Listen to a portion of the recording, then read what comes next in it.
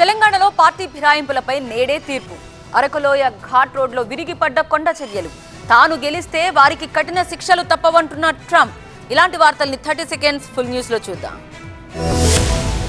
Party ఫిరాయించిన ఎమ్మెల్యేల అనర్హతపై Telangana high court ఇవాళ తీర్పు ఇచ్చే అవకాశం ఉంది. 3 ఎమ్మెల్యేలపై చర్యలు తీసుకునేలా స్పీకర్ కు ఆదేశాలు ఇవ్వాలని బీఆర్ఎస్ ఎమ్మెల్యేలు దాఖలు చేసిన పిటిషన్ పై ఆగస్టులో విచారణ జరిపింది హైకోర్టు. తమ ఫిర్యాదును స్పీకర్ స్వీకరించలేదంటూ బీఆర్ఎస్ ఎమ్మెల్యేలు కౌశిక్ రెడ్డి, వివేకానంద హైకోర్టులో పిటిషన్ వేశారు. పార్టీ మారిన ఎమ్మెల్యేలపై 3 నెలల్లోపు స్పీకర్ అనర్హత వేటు వేయాల్సి ఉందని కోర్టుకు తెలిపారు. మణిపూర్, హిమాచల్ ప్రదేశ్ రాష్ట్రాల్లో ఎమ్మెల్యేలు పార్టీ ఫిరాయించినప్పుడు ఆ రాష్ట్రాల్లోని కోర్టులు వెల్లడించిన తీర్పులను హైకోర్టుకు అందించారు.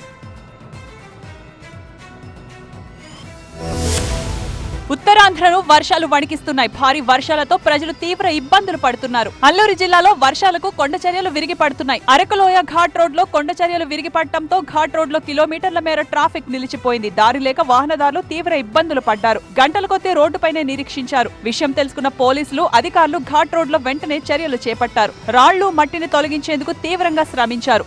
జేసీబీతో రోడ్డుపై విరిగిపడ్డ కొండ చర్యలో మట్టిని తొలగించారు. ఆ తర్వాత ట్రాఫిక్ ను క్లియర్ చేశారు. వాహనదారులు ఘాట్ రోడ్ లో నెమ్మదిగా వెళ్లాలని సూచించారు.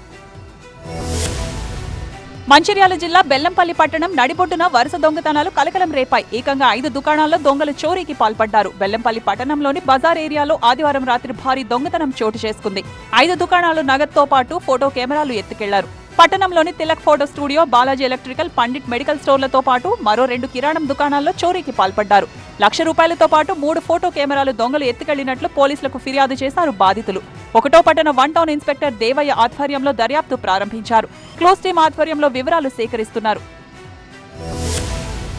అమెరికాలో అధ్యక్ష ఎన్నికలు సమీపిస్తున్న వేళ మాజీ అధ్యక్షుడు డొనాల్డ్ ట్రంప్ సోషల్ మీడియాలో పెట్టిన పోస్టు వైరల్ గా మారింది. ఎన్నికల సమయంలో అవినీతికి పాల్పడే వారిని ఉద్దేశిస్తూ ఈ పోస్ట్ చేశారు. తాను అధ్యక్ష పదవి చేపట్టాక అవినీతి పరులందరినీ జైలుకు పంపిస్తానని హెచ్చరించారు. తమ ప్రభుత్వం వారికి కఠిన శిక్ష అమలు చేస్తుందని తెలిపారు. తాను అధ్యక్షుడిగా గెలిచాక చట్ట వ్యతిరేక కార్యకలాపాలు, ఓటింగ్ లో అనైతిక చర్యలకు పాల్పడిన వారిని వదిలే ప్రసక్తే లేదన్నారు ట్రంప్. న్యాయవాదులు, రాజకీయ నాయకులు, దాతలు, అక్రమ ఓటర్లు, అధికారులు అందరికీ ఇదే వర్తిస్తుందని, పూర్తి స్థాయిలో విచారణ జరుగుతుందని చెప్పారు. ఓటింగ్ లో అవినీతికి పాల్పడినట్లు తేలితే గతంలో ఎన్నడూ చూడని విధంగా లైఫ్ టైం జైలు శిక్షలు ఉంటాయని హెచ్చరించారు.